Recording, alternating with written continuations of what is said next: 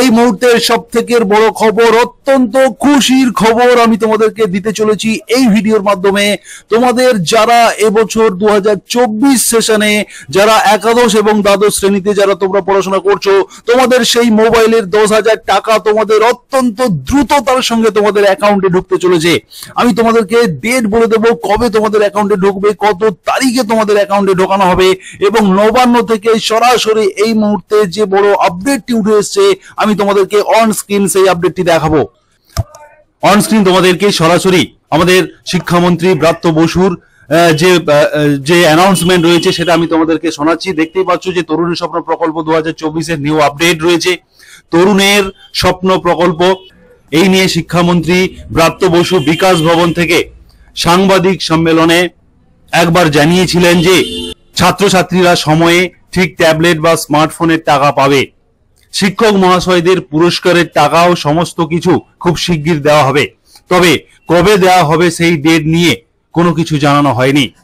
দুর্গাপুজোর জন্য ক্লাবগুলিতে যে টাকা দেওয়ার কথা বলা হয়েছিল সেই টাকা সম্প্রতি দেওয়া শুরু হয়েছে।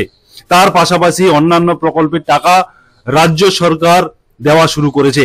সেই সূত্রে বিভিন্ন সামাজিক মাধ্যমে একটা শোনা যাচ্ছে যে 26শে সেপ্টেম্বর যেহেতু ঈশ্বরচন্দ্র বিদ্যাসাগর মহাশয়ের জন্ম জয়ন্তী রয়েছে, সেক্ষেত্রে শিক্ষা দপ্তর থেকে কোনো পদক্ষেপ নেওয়া হতে পারে এই তরুণের স্বপ্ন প্রকল্পের জন্য।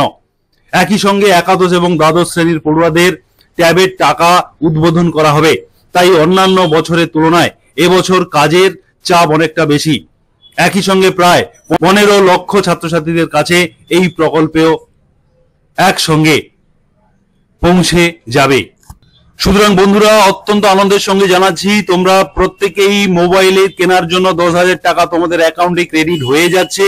তোমাদের সমস্ত ডকুমেন্ট স্কুল থেকে ডিআই অফিস পাঠিয়ে দেওয়া হয়েছে, বিকাশ ভবন পাঠিয়ে দেওয়া হয়েছে। সেখান থেকে তোমাদের অ্যাকাউন্টে টাকা ঢোকানোর জন্য 5 সেপ্টেম্বর অর্থাৎ শিক্ষক দিবসের দিন সেই টাকা ঢোকানোর একটা ফাইনাল অর্ডার ছিল।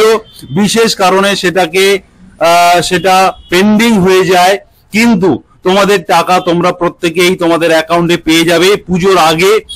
বিশেষ সূত্র মারফত জানতে পারছি যে 26, 27, 28, 29 তারিখে এই তারিখগুলির মধ্যে তোমাদেরকে টাকা দেওয়া হবে। এতগুলো তারিখ এই কারণে বলা হচ্ছে কারণ বিভিন্ন জেলা ভিত্তিক কিন্তু এই টাকা ঢুকবে, সবার একসাথে ঢুকবে না। কোনো জেলায় 26 তারিখ ঢুকবে, কোনো জেলায় 27, কোনো জেলায় 28, কোনো জেলায় 29, এইভাবে 4টি ডেটের মধ্যে যে কোনো একটি ডেটের মধ্যেই তোমাদের কিন্তু ক্রেডিট হয়ে যেতে পারে। তোমরা ব্যাংক অ্যাকাউন্টে নজর রাখবে।